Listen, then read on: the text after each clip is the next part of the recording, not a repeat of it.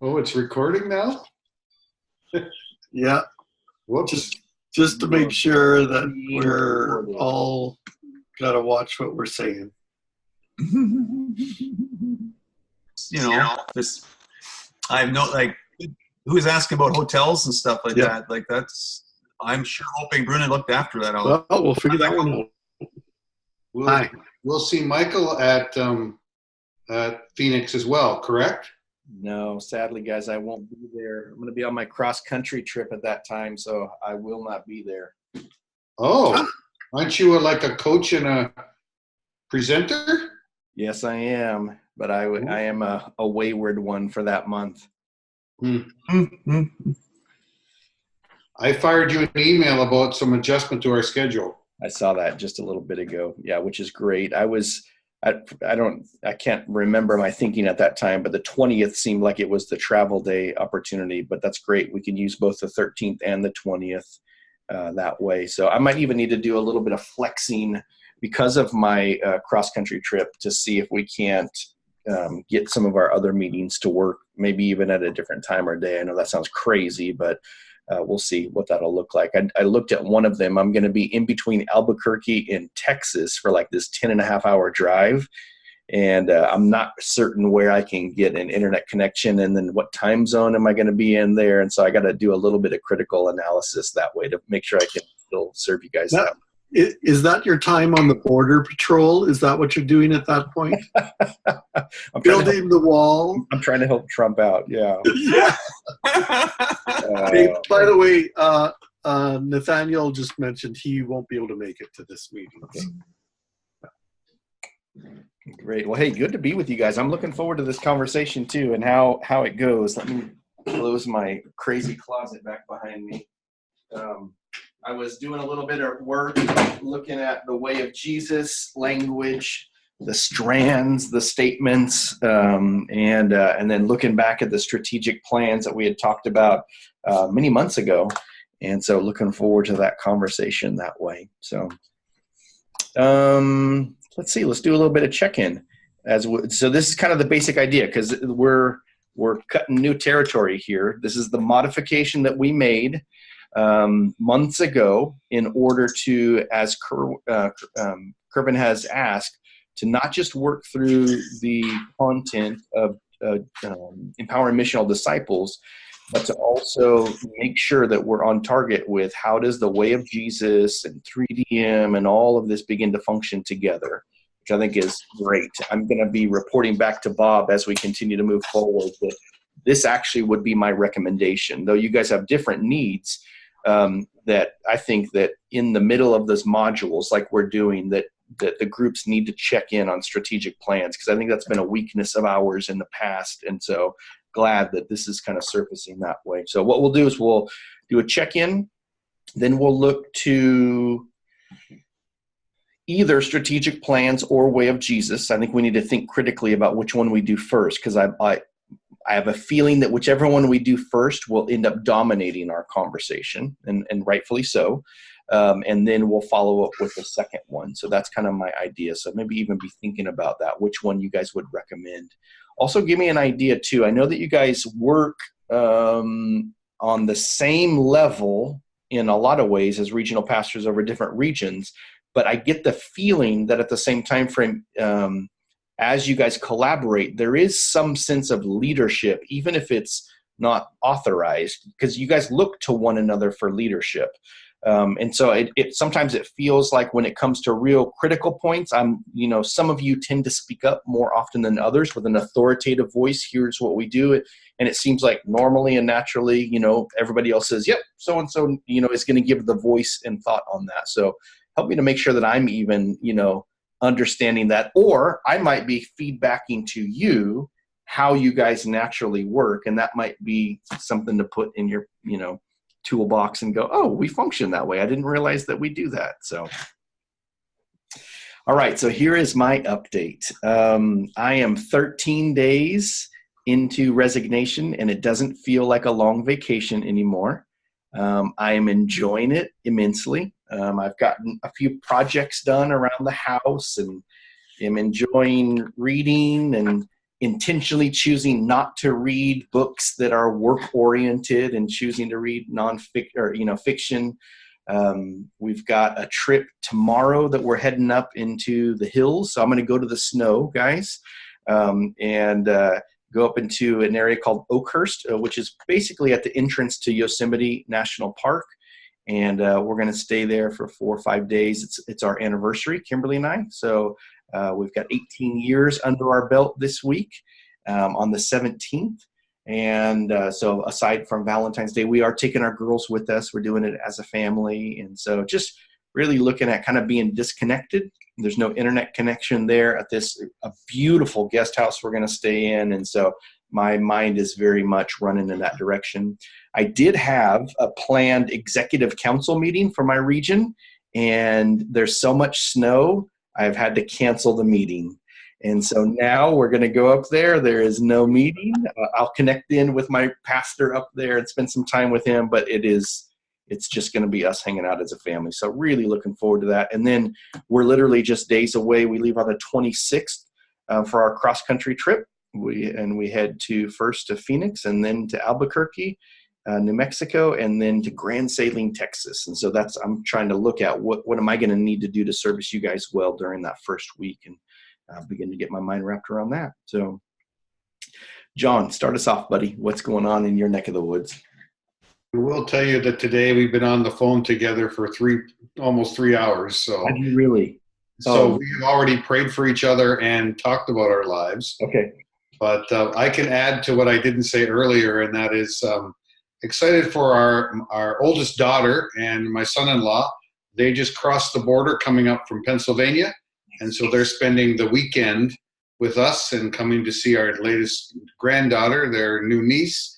And so just glad again to have family show up and cause this element of escape from other things that are always on the plate. So that'd be kind of an update right now. I have recently, as I shared earlier with the guys, I've actually had 3 churches that have been in decades-long stagnation and stuckness, and it seems like God's allowing them to let go.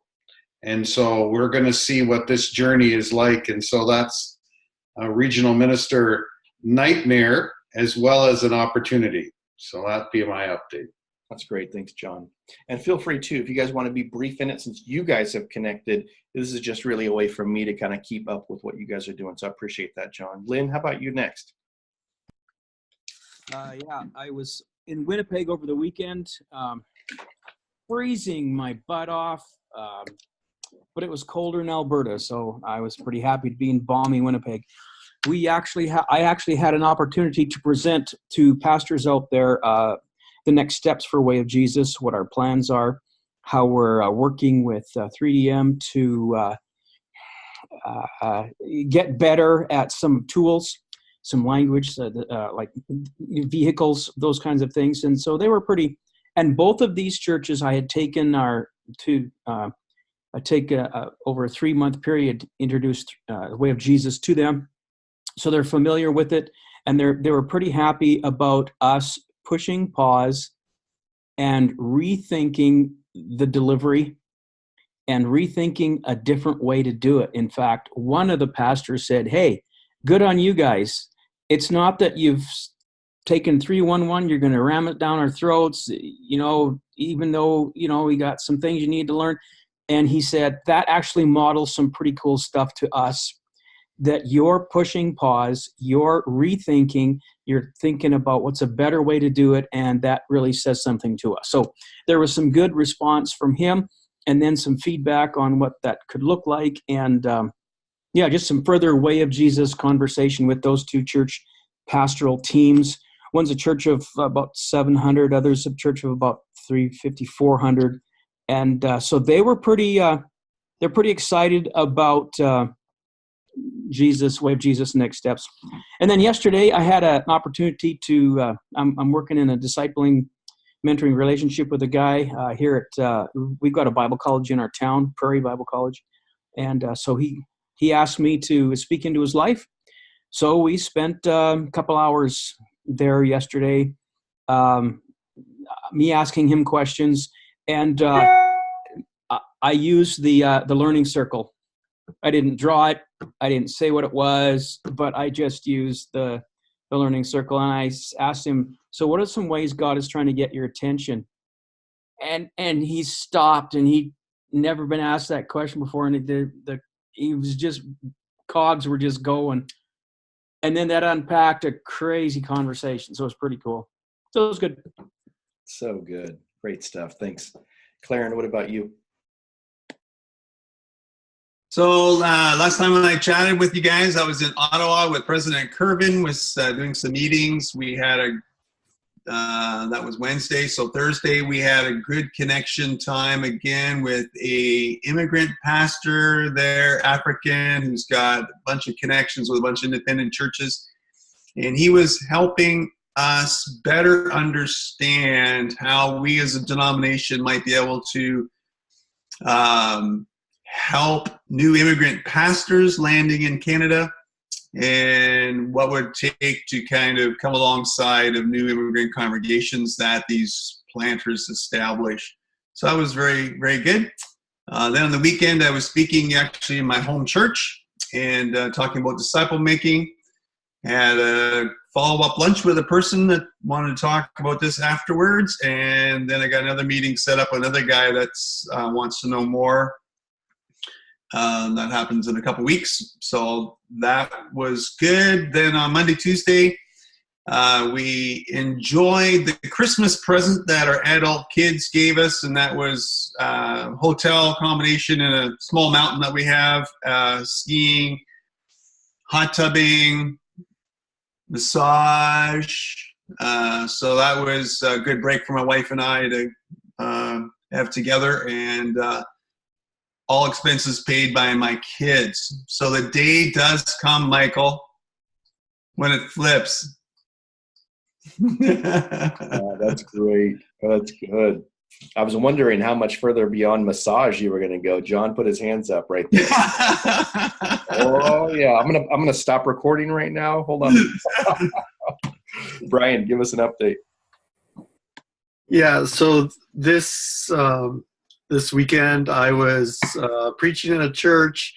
Actually was pleasantly surprised. You know, there is progress happening in a church. This pastor hasn't been overly engaged with our, at least, disciple making model, but I do see engagement with both community and other things that are going on there. So it's just a pleasant surprise. And again, it was freezing cold on Sunday here, so to even have anybody show up was amazing. And I a good conversation about processing even what's moving on in their lives, as well as their what the church looks like to be a disciple making context. So that was good. My regular practice is to take Mondays off, and so far that continues to work kind of well. And then it just loads up Tuesday and Wednesday and Thursday. One thing that I noted to the guys, and it may relate to what we're going to be discussing here, is that I do have a D cell that meets on a weekly basis that I've been trying to integrate both learnings from 3DM, as well as just trying to integrate the way of Jesus into a little bit more of a demonstratable model for a D cell. And I shared that I've been having anxiety almost every Wednesday night and Thursday morning. And so whether this is part of it, whether it's the enemy kind of doing, whether it's unsurety, my own problems, which I have many, I don't know, but that's been an issue. So it's interesting to me, even as we've been discussing this and are going to discuss it, where that goes for myself. So I'm looking forward to that conversation. That's great. Good stuff. So we've got 2 topics, and we don't have to split it 50-50. Last time, though, I'm kind of backtracking. We spent the majority of the time talking through the start-stop list. In fact, I think I have these queued up. Let me see. If I went back to my email, yep. And this is the notes that's not bulleted and formatted as nicely as it was in the email, but the kind of 4 priorities. Job number 1 is disciple making. We must be living examples.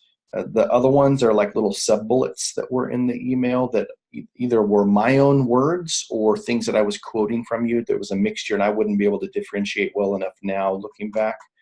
The third one, we tend toward being content-oriented. And then the last one, bottom line, all events must be tooled toward job number 1. So those were the start-stop list kind of priorities that we had discussed last time. And then Way of Jesus, was infused in the conversations. And then I got the email version of it from Brian. And I had written that out kind of in my own notes just as another way of digesting it. And I was thinking that through critically before. So I'm curious, what do you think? What would you like to do? Would you like to go Way of Jesus as our starting point and kind of talk through that stuff? Because you guys have loads of experience now seeing the 2 of them merge together. Or do you want to go back to start-stop list and do some accountability check-in on that first? And then try to get to Way of Jesus after that. So, John, what's your thought, buddy? What would you suggest? I don't have a lot to add to that. What priority-wise, I think I'd probably lean towards the first, because I think we're still longing to all be in the same room and figure out what Way of Jesus learning communities would look like, and that's a little different conversation than the strategic plan conversation. So let's do that. I still think we need more work on strategic plan. Yep. Good. Brian, any other thoughts on that? Even to the contrary, if you've got a different idea? Yeah, I mean, I think I do agree for the most part with John, which happens once in a while. And the thing is, for me, these things intertwine so much. I mean, they just ebb and flow into each other. So I think we'd start with strategic plan and see where that goes. Okay, Claren, Lynn, what do you guys think? Because here's what I'm hearing from John. John says we should go. Let's start with Way of Jesus. But then at the very end, Brian saying, yes, but these interweave together. And so we could start with strategic plan. What do you guys think?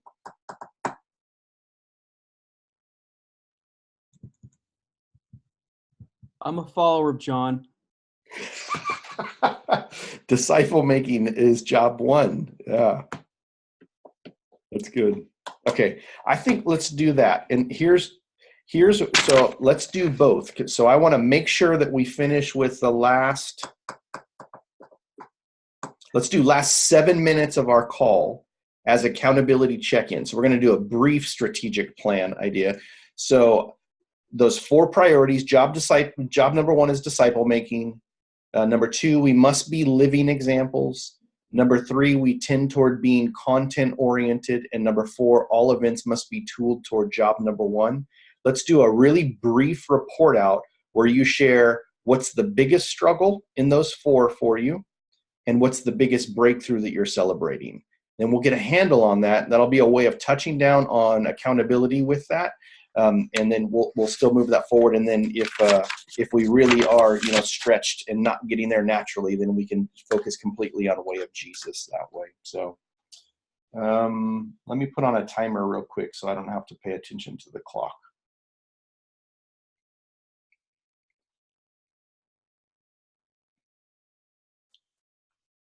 Okay.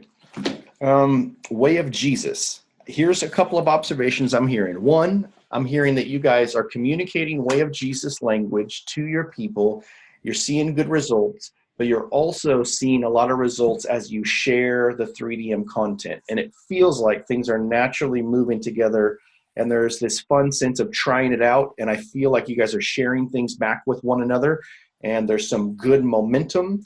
The other one, I think this was last week, that there was this either aha that you guys had already realized or was surfacing in the call, that utilizing discipleship strategies like you have been learning in Huddle with probably a little bit higher accountability and higher direction in leadership are producing good results. Those are a couple of the things that I'm really freshly thinking of in this wider topic. So I'll just open it up. One of you give me some more thoughts, springboard off of what I just said there, or here's kind of some of the critical frustrations or excitements and ahas that you're seeing in the way that these things merge together.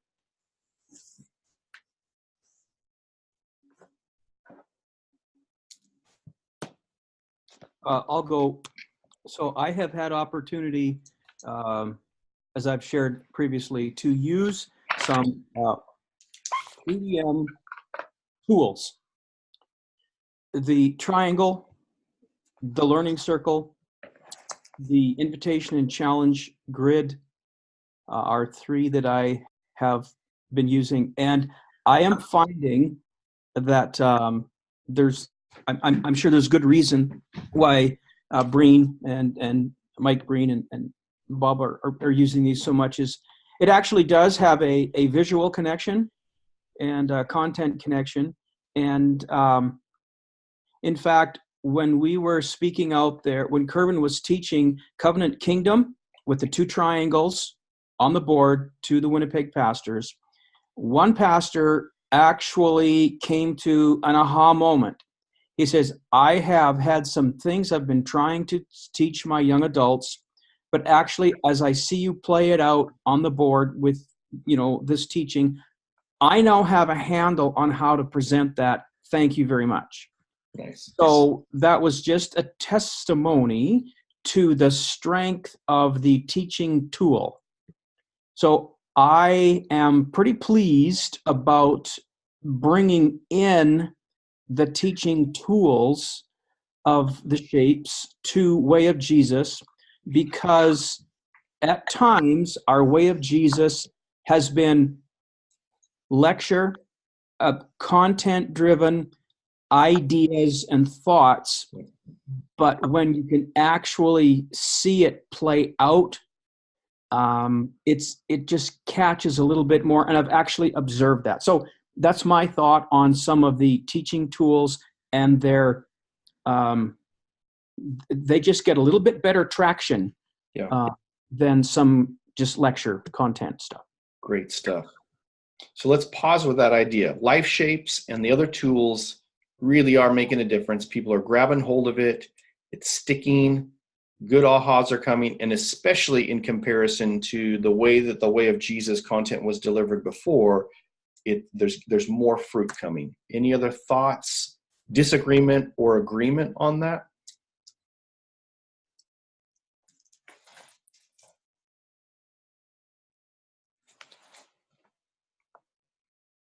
It feels like I've heard bits and pieces of this from some of you individually along the way. So I'd imagine there's a general agreement.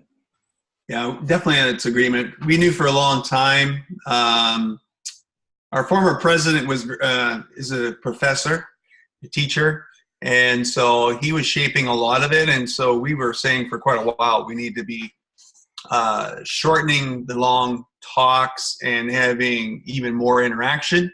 What the shapes are doing are helping that process, shorten the talks, have some visual ways of simplifying and interacting on it.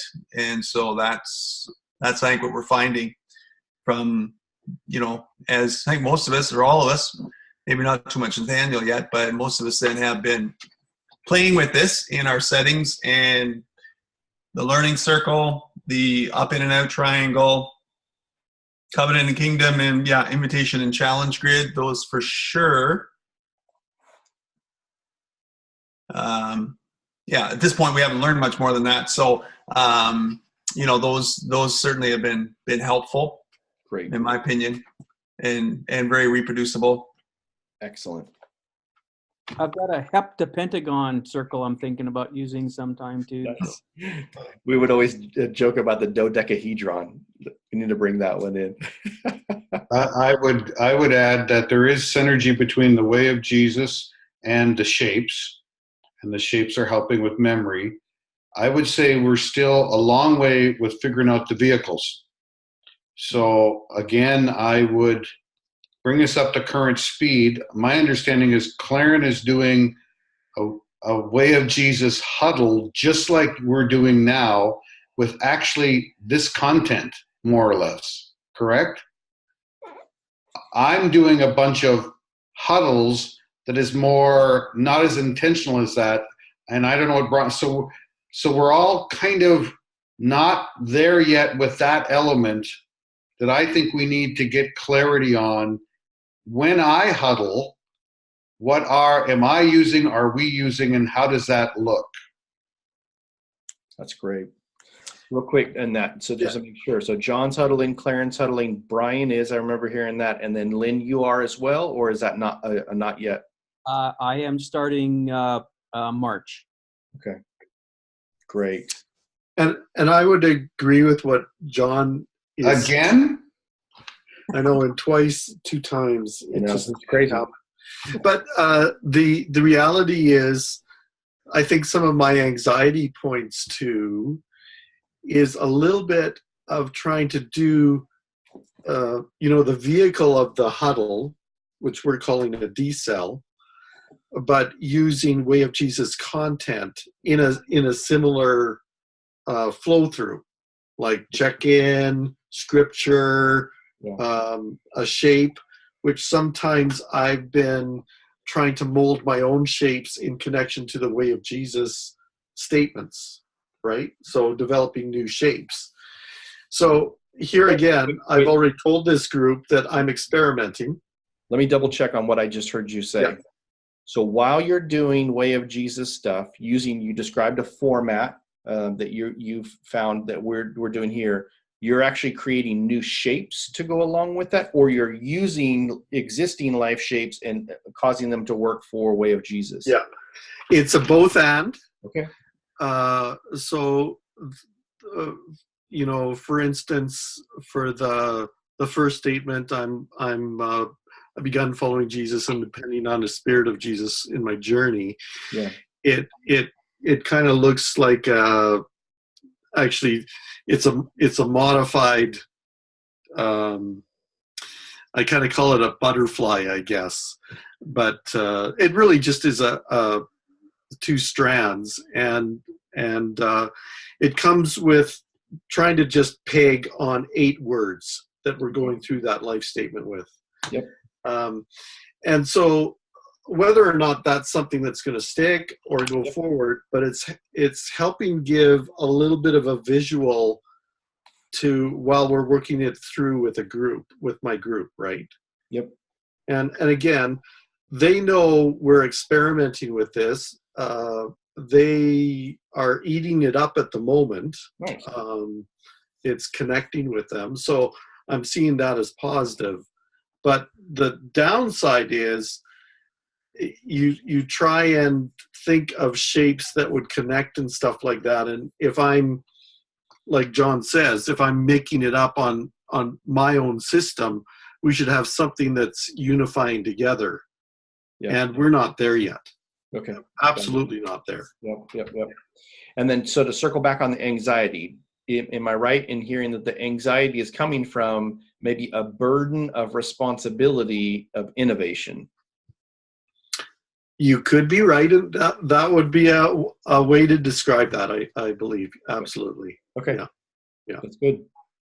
But I think it points back to strength that you bring to the table, Brian. I mean, you're taking ideas and theories and already forming new things with them, which is it's a expression of really how God's wired you and a brilliance that you carry.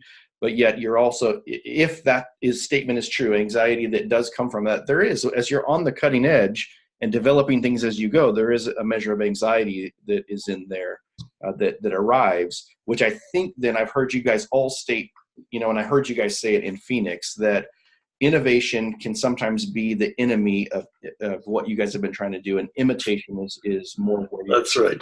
And so that's great, because I think no matter what, it's going to be both. It's not going to be purely imitation, and it can't be purely innovation. That's what you guys walked away with. And so I think there's going to be an expression of both of them, because I heard very strongly from you, Brian, the vehicle use and methodologies in the huddle that you're employing are making big differences, and you're really seeing that. That's great. Good. So I'm hearing two things so far. One, about the life shapes as a whole. There's a general idea that these are really helpful. We're seeing some good fruit come from it. The vehicle of Huddle is being employed by most of you and all of you in a short matter of time, and that it is working, but there are differences on how it's getting played out, which to me sounds like exactly where you should be right now, versus everybody on the same page. John? I just would like to add to the Huddle conversation a little further.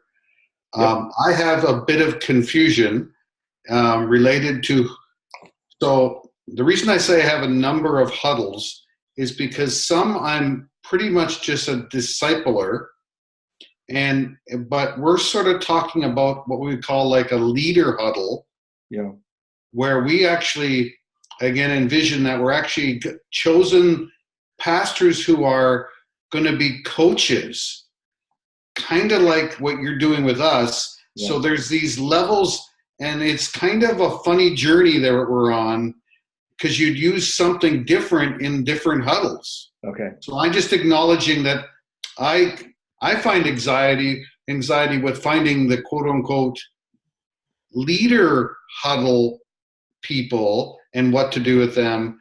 And the fact that frankly, I have some other huddles that are more like D-cells, if I can use our language that way. So I just wanting to, again, show you where I'm still looking for a bit more. What do I do in the leader huddle? And those where the tensions are that I'm wrestling with strategic plan on this journey. Yeah. Yep. Am I right? Here's some assumption I'm bringing to the table based on things I've heard you guys say. Kerbin's got directives for you guys. These are my Kerbin words. I want to see the 3DM content in the way of Jesus infiltrating across all of the denomination. And Huddle is a way to deliver that. So therefore, we need to reproduce more people who can do that. Is that part of that pressure? Like, we've got to deliver on this, or am I misreading that? But he's giving time. Like, we just had a conversation today, whether we actually start our learning community and some of these things before we're done, even the 3DM experience.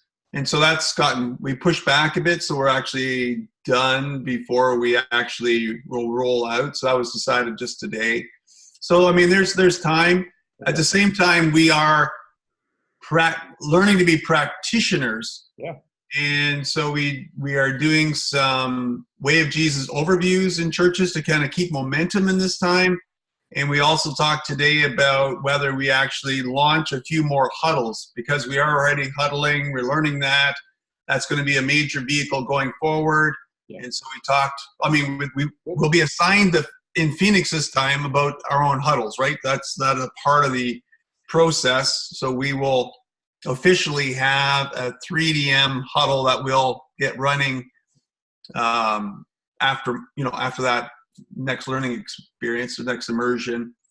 But then also maybe what can in our bandwidth can we establish of more huddles? I mean, maybe John can't have any more. He's got quite a few. I don't have too many yet. So that's kind of where we're at. So yes, there's a push. Good. But it's a reasonable push. That's good. Seems like you guys are on target with that too. So learning community, I would feel anxiety. I think the idea of waiting longer, whether it's all the way at the end of your own learning community before you launch, I feel like that would be too early. That would be my opinion. But I think where you're at, like, check life shapes, and at least some of them are really helpful for us. And then check huddles are going to be a vehicle we're going to use, and we've got to get good at using them. and then we've got to learn how to train other people. And that sounds brilliant. The idea that out of the Next Learning community, we would like to launch our own, and you guys are differentiating 3DM huddles, which sounds a little bit more like it's getting concretized, like there's a specific output that we expect to come from these. That's a little bit of like what I'm hearing in there. Are we? Yeah, I think so. I think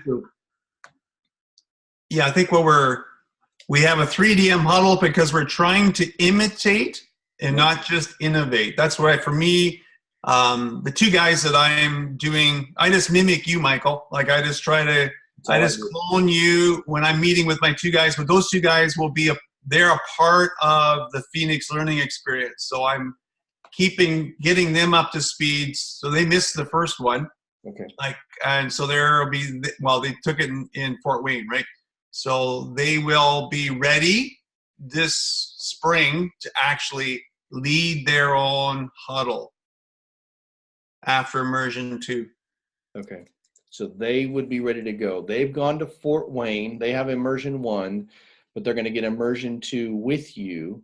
Are they in coaching huddles? So are they in coaching huddles right now with you? That's right. So that's what you're saying. You're imitating what I'm doing and bringing that to them. Okay. I haven't grown the beard yet, but I'm trying to imitate you. I have a beard balm and a beard oil that I produced, and so I'll put you on the mailing list for that. That's good because I need some help. Oh, that's great. So I would say, I mean, to me, I'll just admit, Claren and I are going different directions. Okay. And what John has said, in whether it's just a disciple-making huddle or a leadership huddle, I would classify the one that I'm in right now is a leadership huddle. Okay. With 3 other pastors, one who has done the first immersion. But we are stepping into Way of Jesus, maybe using a little bit of the format of 3DM, Gotcha. But it's all Way of Jesus focus. So it's not 3DM focus, it's Way of Jesus focus. And so we're doing something different, Claire, and I'm just admitting that. I'm not saying one's right or the other. I'm just saying that's what's happening. Yep. Yeah, I know. So I'm an innovator, and so I'm trying to discipline myself to imitate for a while before I innovate. Gotcha. And may I ask Michael too, just because I'm more of a great to see you, buddy. I'm more of a system processor. You're taking us through empowering missional disciples. I get that, and it's been good, but I'm still a little bit confused about how we'll get done Phoenix 2, and we're still staying with empowering missional disciples, but normally there'd be different coaching between this. You guys are innovating or creating as you go. So I keep looking for some sort of guide, and it seems like it just pushes us toward innovation because things are moving. Yeah, I hear you. I think I can relate to that tension. Now, you guys, there's a couple of factors that are unique in our huddle too. So one, you guys are regional pastors, and that makes it very different. This huddle is experientially very different than other huddles that I've led. And it's actually really fun. So that's not a negative thing. It's taking a little bit longer because of the ways that we're thinking about things. Then we've also just had kind of some holiday time frame, and I've had a couple of, life change. So we haven't had as many huddles as what we normally would have had. And then we've added in these strategic times. So we're lengthening our coaching framework all on that. So we've got 3 things that are causing our coaching workflow to go slower. And so just that's kind of what is. I think that if we didn't have those factors going on, we would be further along in the content. And I still think that we would be finishing up EMD by the time we get we get through with Phoenix, but we'd be a lot closer to being done than where we're going to be. I don't know what the answer is for the next piece of the coaching framework. I know I've talked with Bob about it, but I can't remember authoritatively what the answer was. He and Julie Dirksey have been working on that. And so I just know that was something that they were working through and were ready to go. So I could tell you where I think that's going to go, but I don't want to add to, John, what you're feeling as like, I feel like you're innovating with us and you're telling us not to innovate. And so I don't want to add to that right there, but I know that there is a plan moving forward. And I think that it's probably pulling a lot more from what we already know how to do versus truly innovation. But again, I don't want to speak out of turn in case where I think we're going to go next is wrong in there. Does that help, John? Because I don't want to add to the frustration of like you're innovating with us and then tell you something and then have it be wrong by the time I get my final direction from Bob. But I get it. I get what you're saying. And you sound like you have a curve. Man, if you only knew. Oh, if you only knew. My comment is that I'm envisioning the one day when we start our learning communities. Yeah. And there'll be these 4 6-month coaching seasons. Yeah. And I guess in my brain, I'm going to push his way out ahead like that. And I'm thinking I could coach somebody for 6 months all the way through the way of Jesus and the markers, but I'm actually trying to extend this out and imagine what it would look like for 4 6-month coaching when you think about it. Yeah. And so that's the way I tend to think. So, yeah. And I don't want to overthink that. So, well, here, let me just do it this way. So if we pull away from our current learning community structure and look at the way that things had been done before, that's a solid system. You had these 4 different modules, building a discipling culture, multiplying missional leaders, leading missional communities, and launching leading kingdom movements. So those are the 4 modules. Now, what we did over the course of each one of those immersions, which was really a 2-year cycle, we started building a discipling culture book, and we did that book's content for the first full year of meeting, which meant that we were doing it and we finished up in between this time frame. And then as we were getting here to the 3rd and the 4th module, then we had a different rhythm where we didn't meet weekly, we met bi-weekly, and we were working through multiplying missional leaders. So that was the scope and sequence of the overall learning community before, which is really like 4 6-month modules, but technically it was 2 one-year modules is what we worked through. So just as a way of thinking about that, my hunch is that all of that past learning and growth and everything that we know from all of that is probably going to inform the next stages, because there's not other content that we can pull from. I just think that they're probably going to, some of the innovations that have really worked well, like the questions that I send out to you guys in advance and all of that, that has been really helpful. We've realized that was a really good thing to put in front of people. Or else what happened is participants walked away thinking, man, that huddle leader, he is just a Jedi. If I can use the questions, and you can go, oh, I could use questions, that is putting the cookies on the bottom shelf, and it usually sparks more confidence and all that kind of stuff that comes from there. So, all right, my timer went off, and I want to at least begin to draw this to a close and then turn to a small amount of accountability. So here, I'm going to kind of speak in with a little bit of like observation. I think that what I hear is really great. One, there's lots of forward movement. It may not feel that way to you, but from the outside looking in, you guys have massive amounts of forward movement. The idea that Life Shapes this is really working. And even if it was just triangle, circle, invitation, challenge, matrix, and covenant and kingdom, those are brilliant life shapes. If that's all that you ever utilize, that would be huge amount of breakthrough. I know what comes from those things. The idea that we're learning through imitation how to be able to reproduce the rhythms of Huddle, and we're playing around with it. Brilliant. Oh my goodness. Way to go, guys. even, you know, as Brian is kind of stating, you know, I'm doing it a little bit differently. And, you know, with the voices, you know, Clarence saying I'm an innovator, but I'm pulling back to imitation because I know that is a key value. And I will push that back and say, don't forget, innovation will get you guys somewhere, but imitation is, I think, already producing good results. And I think it will produce all the more. But the vehicle of Huddle is great. I actually like it that right now there are 3 very different versions of Huddles going on. Or let me even pull back. There are 3 very different Huddle leaders leading things right now with at least 3 different Huddle types that I can like write down and say, we've got discipleship huddles, which are like D-cells from your past experience. You've got leadership huddles, which are about raising up new people and helping them to be able to do it again. And then you've got 3DM huddles, which are a little bit more the same kind of idea, but utilizing the life shapes and are, you know, much more truly imitation based. And so I think all of that is great.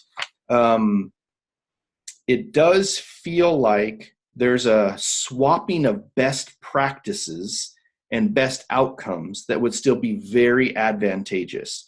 Like truly listening to one another, which I think you guys do really well, by the way. It's fun being with you guys because though you guys are very strong, independent leaders, you guys still learn from one another. So I think I hear John leaning heavily into both imitation and a merger of how to do these things.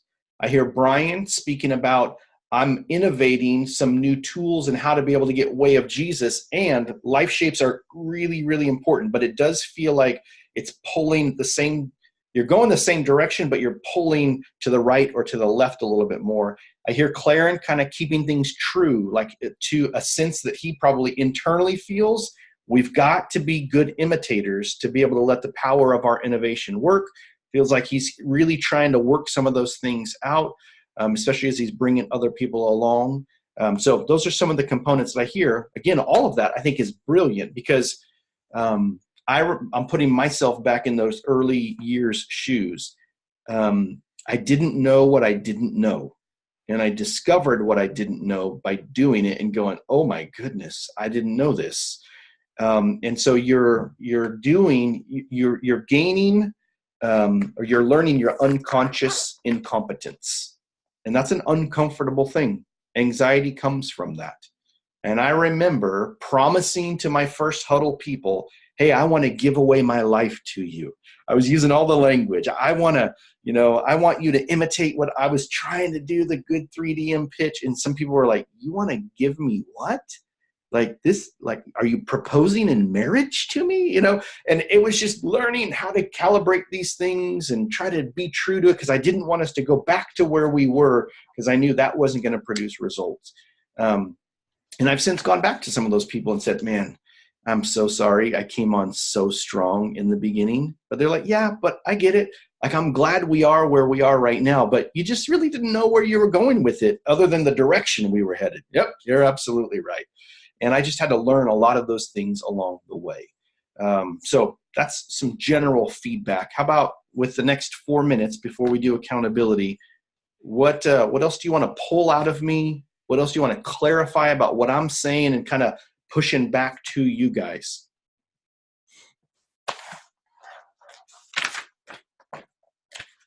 That's just good feedback. I appreciate that. Thanks. It doesn't feel like you guys are going too slow, and it doesn't feel like you're going too fast, by the way. If it does feel like you guys are at a good pace, but I'd imagine it feels uncomfortable personally in the pace. Brian, you were going to say something else. Yeah, I just appreciate the feedback, and it is helpful to me just in my own space and journey, and even again recalibrating. Yep. Okay, what am I actually trying to do with these guys that I think is still fuzzy to me sometimes, even though we're going a direction, but it's still fuzzy to me. Yep. And that's because you're learning it as you're doing it. You're only a couple of steps ahead, and that's a tough space to be. Okay, I'm going to do this with you guys. This may end up not letting us get to the strategic accountability, but it's too ripe not to. And I want to help reinforce some of the language that I'm using with you guys with unconscious incompetence or conscious incompetence. So you guys have seen the square before, because I remember we've talked about it in the past. But a lot of what you guys are discussing right now and feeling and working through is very square oriented. In this phase, D1, L1, in this adaptive leadership style, what you're doing here is you, the huddle leader, let's use that specific vehicle for right now, are leading with very high direction. You know, I've heard John say beautiful language. Hey, come follow me. I want to, you know, do this. And these families or these couples are coming along with he and his wife. So as an L1 leader, high direction, here's where we're going. And you kind of sound super confident maybe. And the other people are like, wow, he sounds like he knows where he's going. And D1, it sounds exciting. Like, yeah, that's awesome. Totally capture the vision. But this is the spot where the D1 person in the huddle or the disciple is unconsciously, gosh, I can't spell, guys, unconsciously incompetent. That's still not spelled correctly, but I'm going to leave it. Meaning this, they like the vision, they have no idea how to actually do it. But the vision is so compelling, or they're so excited, or it resonates in some way, they're willing to go with you, but they don't know what they don't know yet. D2 is this phase where it all of a sudden gets hard, or it's not as nice as what it sounded like it was going to be, or my own issues are showing up again, just like they did at the last time I tried to do this new thing. And now I'm getting in the way, you know? And so what happens is now you have conscious incompetence. Usually in this phase, I want to go back to what I already know. I want to retreat back to things that I feel competent in, because that makes me feel better about myself. I don't like realizing that I'm incompetent. In this, an L2 leader is going to give time, vision, and grace. Now, if you're a skilled and experienced L2 leader, the time that you give is you just sit with them in it. And you're like, oh man, I remember being there too. You know, I've done some of that already, and I'm doing that with you guys now. Vision. Hold on, guys. The pace is good. The timing is good. Keep moving forward. You guys are disciple-making RMs. You guys are. I can see it. You're living it. And I can already hear stories of how that fruit's coming. Keep going. It will be worth it. There's vision, you know? And then grace. Don't worry. I know you guys are all over the map. I know that, gosh, it would be so much better if you already had that mapped out and you were ready to take it, you know, and at the end of this, you guys could completely reproduce a learning community. That's okay. Keep learning what you don't know right now. God is going to get you through this, and it's going to be way better than you expect. Just embrace the discomfort of it all. And all of that ends up creating like a ladder out of that pit of despair of D2. So you guys are, here's what like is the big thing. Your people are probably in portions of D2, and so are you at the same time. And that's hard. That's what I'm trying to voice back to you from my own stories. When I first cast vision, when I first started leading, they were excited and they came along. I was excited and I took them along. They were in D2 and so was I, while I'm trying to lead them through it. And it was hard.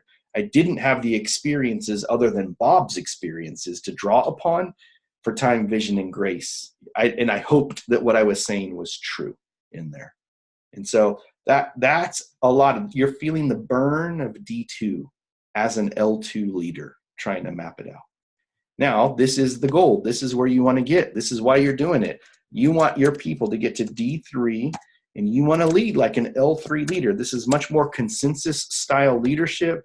They've got skills. They're using the language. You're partners. You don't really have to give much coaching. You still give it from time to time. This is fun. This is life-giving because you've finally gotten past that part, and things are just flowing really, really well together. Now, at this point, They're launching their own huddles. They're going through this D2, L2 issue. You're coaching them from your own experience. That, you know, some of the really cutting edge people are getting ready to multiply once over, all over. You can now begin to see, we could do this. This learning community is going to happen in the future. Growing confidence. At this point, I'd say by the time you guys are in D3, L3, Way of Jesus and Life Shapes are going to feel like, whoa, these fit together. I think we've got a good handle on this. We've maybe cut things, or we've added things, you know, the butterfly works, or this, you know, all of those are going to begin to like, oh, this makes sense. I'm so glad John did it that way that I thought was crazy, because that really made a difference. And I'm so glad that, you know, it's going to work out really well. And then there's going to be that point where you get to this, where it's D4 and L4. And this is a whole new level of just, you know, uncomfortableness, where you're letting go as the leaders. You're letting them do it all on their own. So what I forgot to put back in here is D3, L3 is conscious competence. You're growing in that. And then this one over here is an interesting one. Unconscious competence. And this is the other thing that I would really encourage you to think about. Come on, get a circle in here. So when I say you guys should debrief and unpack what each one of you is learning, you're actually already doing some things unconsciously and doing it relatively well, or producing results. You just might not know why it's producing the results yet. And so you need to unpack this. I'm making sure to get the language in here so you could review the video, potentially draw this stuff out. You need to unpack, why did it win? You know, or what was the celebration? What was the fruit that came? And unpack what were the hurdles, let's say, that you had to overcome, the challenges that you had to overcome. If you can do that and reverse engineer a kairos,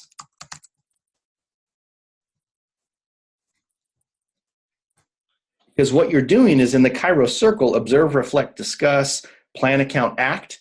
You're starting more from the act side, and you're backtracking to what was it that we did that was maybe different, and you're letting the kairos come from there. What was it that God said? What did we obey?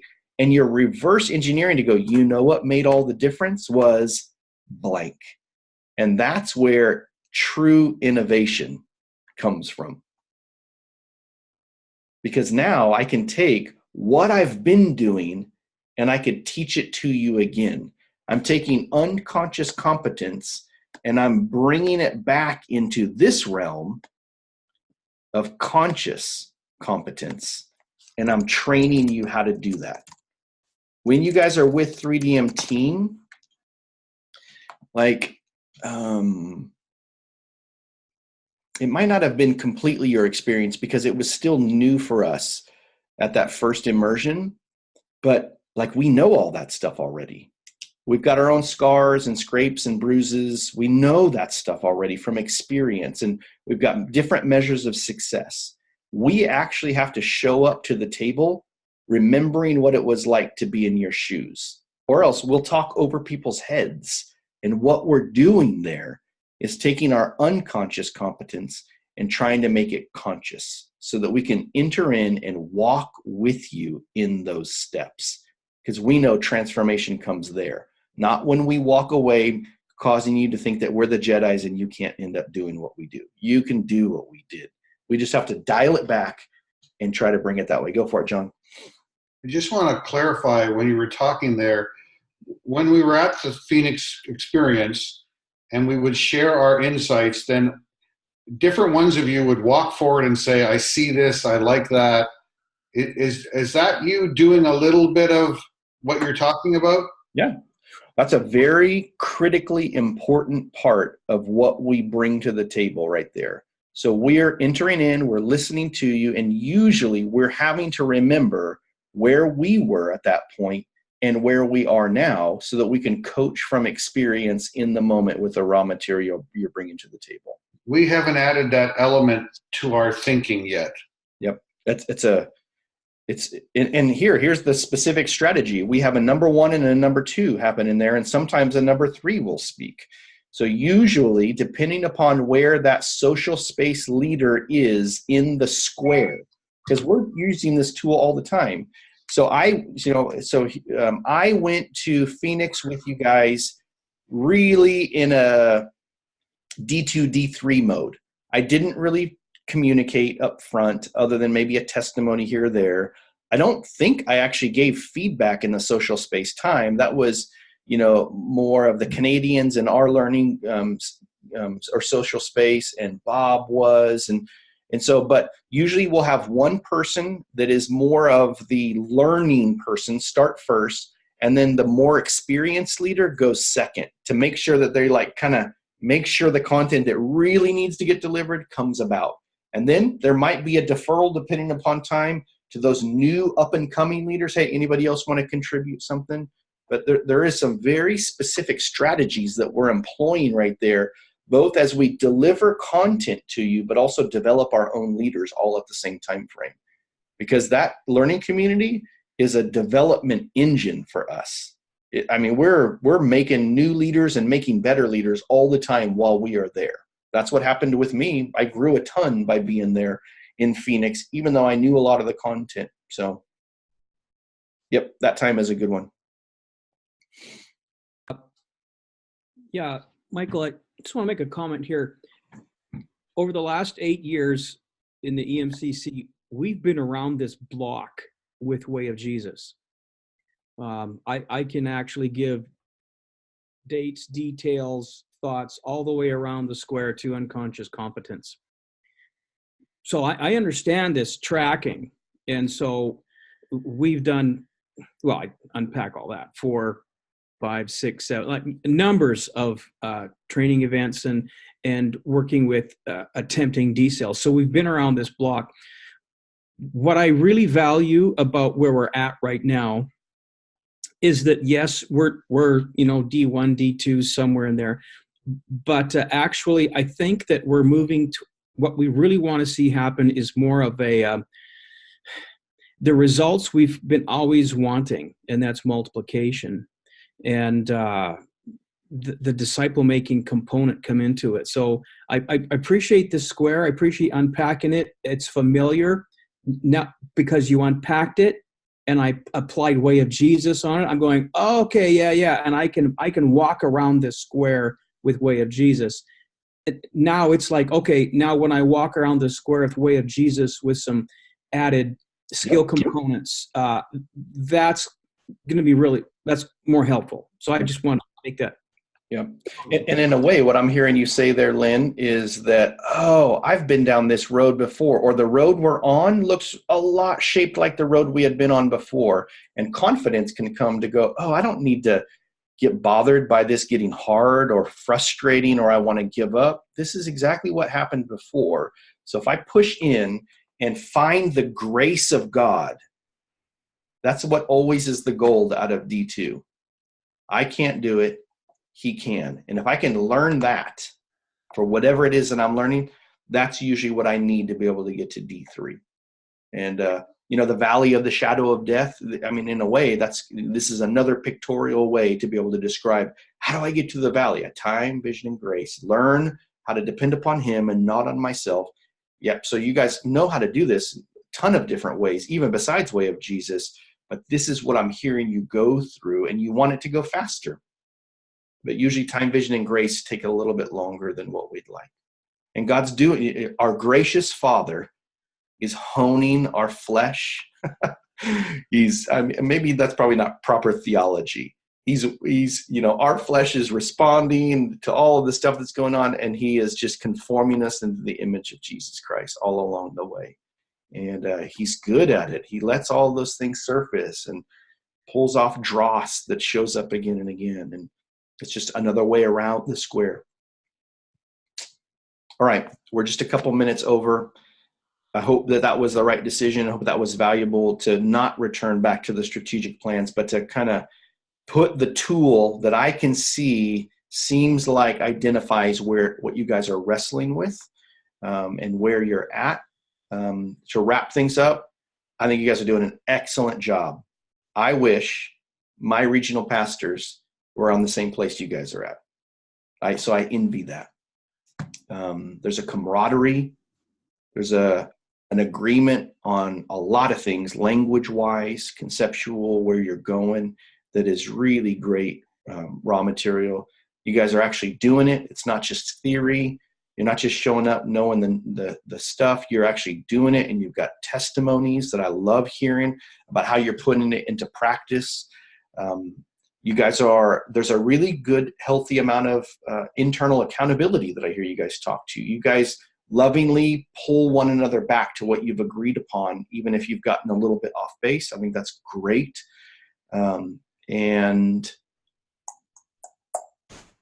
I like the other thing, I've mentioned this before, that it doesn't feel like you guys are at a pace where you're going to move towards striving. It feels like there's a good pace you guys are working at, either that Curvin is pulling off of you by recalibrating that, or you guys are just naturally working through that really well. That's really something commendable in there. I think what do I feel like the Lord's putting on my heart, in that direction, a little bit more directive for you guys, is I think this is the critical thing I can see. Unpack that unconscious competence that you guys already have, and reverse engineer the kairos that you're currently facing, and listen to one another. Because here's a prophetic word too. I think that the Lord is going to give different pieces of the puzzle to different ones of you. You're not all going to get the whole puzzle, but he's going to put the puzzle pieces in hands of each one of you. And then when they come out onto the table, that's where the clarity is going to come. Yeah. All right. Any other thoughts before we wrap up? I'm going to need to get going till I get on my next call, guys. Great stuff. Okay, so what I'm going to do is I'm going to go back in the follow-up email. I'm going to include the 13th and the 20th as dates where we will not huddle because of the learning community. Again, I will not be there in Phoenix. One part I want to apologize because I wish I was there with you guys, but I'm super excited not to be there too, because I'll be going cross country and enjoying an amazing trip with the family. I know you guys get that.